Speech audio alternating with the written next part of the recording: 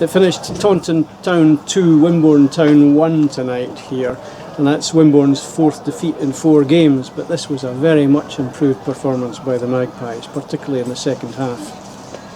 Enforced changes because of work commitments meant Steve Cuss brought in Morgan Turner for Mark Gamble and Franklin Clark for Adam Costello into the starting lineup. Morgan Turner played up front with alongside James Stocco, who was pushed forward from midfield, and Franklin Clark took Cozzy's place in the defence.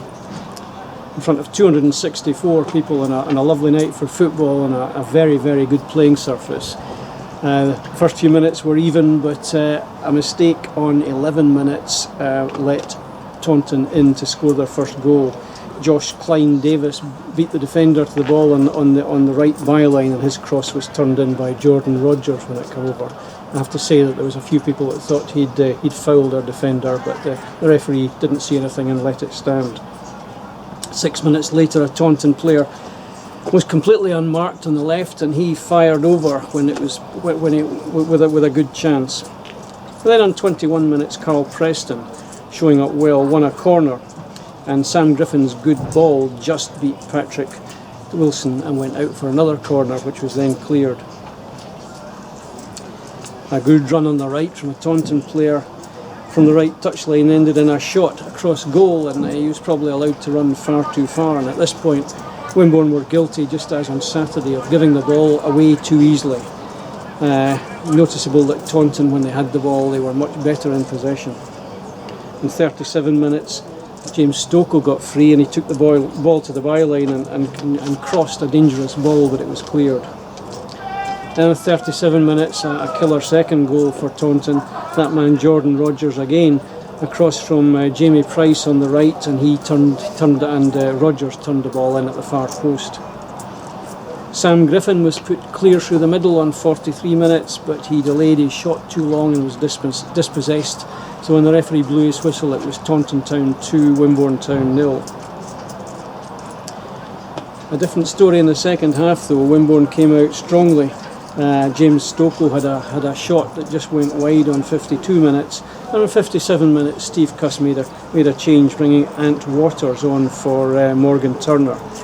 Carl Preston moved up front with Anthony going on wide left. And at 63 minutes, Ant cut in from the left and shot, but the keeper saved the ball down at his right hand side. Wimborne looking a lot more lively at this point. Taunton very much still in the game though, and in 65 minutes good play on the left from them ended it with a shot across goal and wide. Taunton looking very, very solid in defence at the moment. In 73 minutes, corner to Taunton on the right, and their player met it on the volley and smashed it wide over the bar, high over the bar. On 74 minutes, Steve Cuss made his second change, bringing Bill Elliott on for Sam Griffin. A straight replacement this, with Bill going on to the right wing, and immediately showing up well.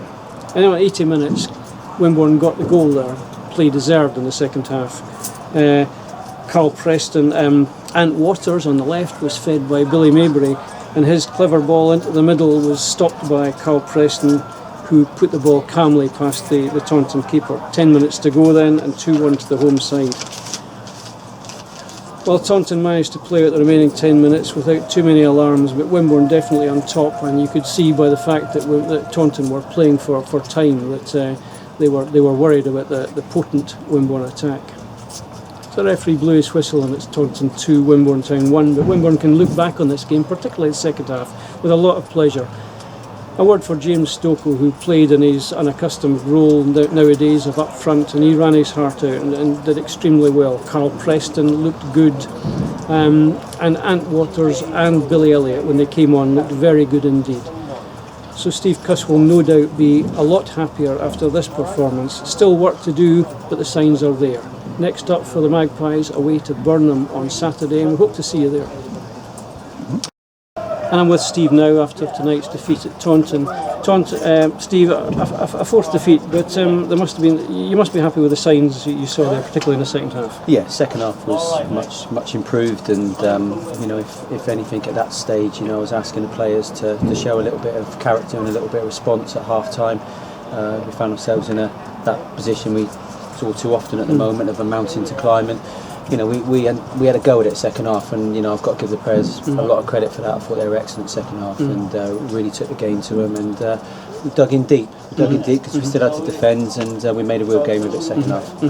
You moved Carl into the middle when Morgan went off, and both he and the two wide men at that point, Bill and Anthony, they showed up well, I thought. Yeah, I thought the substitutions helped us today. Anton actually played 90 minutes for the reserve last night, which we wanted him to do that. He missed a lot of pre-season, so to come on and then play another half an hour tonight probably shows where we are with certain players. But I just felt that for Anthony to play in his preferred position would have been better than playing him down the middle, which we've done before. And I think we got him in 3 or 4 times with his pace, and obviously he created the goal. And then it was looking for Carl to feed off of James Stokoe down the middle, which again, brought a goal. And Carl's, he's got that eye for goal, and he's done really well. And again, you mentioned Bill there coming on. He's taken a nasty knock in there, and but he come on, he made a good impression as well. So it's great to see players coming off the bench and trying to force their way in the team. Tell us about Bill. We saw him a little bit in pre-season, but a lot of supporters won't know very much about him. Yeah, what's his strengths? He played in for Wimborne in the Southern League in the first year under Alex, and he came into the pre-season with me and then went off to university, and it's great that he's back and got a teaching job in this area, which is good for us. Obviously, we're feeding him in gently and trying to involve him into that squad. It's his first taste of action tonight, but what I like about him is he's neat and tidy on the ball. He doesn't give the ball away, and I think crucially we've done that quite a bit at the start of this season. So he's given me something to think about there. He's come on, he's been nice and neat and tidy with it. He got to the byline, created a chance. So he's done well tonight. And a word for James Stokoe. I think I'm right in saying that he used to be a striker, obviously, but it's not his favourite position these days, but he stepped up to the plate when asked. He's a great player to have, James, because I said to the players I wanted to be bold and and brave tonight and not stick 10 men behind the ball and leave young Morgan up front on his own. I'm saying I want to play 4-4-2, but I need a recognised striker up there to go alongside to Morgan. So James has got loads of experience of playing up front, and I thought he was just clever again. He's an intelligent football player, takes up great areas, when to flick it on, when to hold it up, and it's something for us to look at. And he may be with our lack of strikers, playing up there a little bit more this season than he has done in the previous seasons.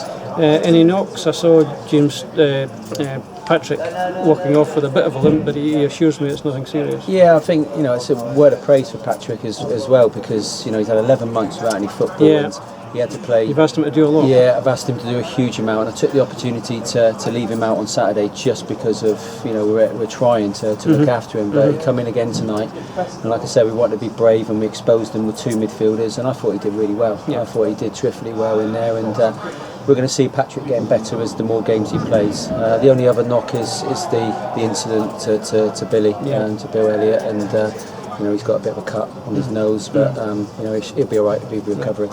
Finally, Steve finished Cows 3, Melksham 1, so it's a trip to the island on bank holiday weekend for the FA Cup tie. What do you think of that one? Well, it's a tough place to go to, from the Wessex League days. Any trip to the Isle of Wight, it's just that it's different. The travelling's different, and it sometimes can be awkward ties, particularly having to go to the Isle of Wight team. So it's going to be a tough game, but we've got Burnham before that, and we're desperately working as hard as we can. The lads are training hard, and they're disappointed again tonight, but we're going to work hard again on Thursday, and we're going to try and get some points on Saturday. Full marks to the players, and thanks for your time. Thank you. Thanks.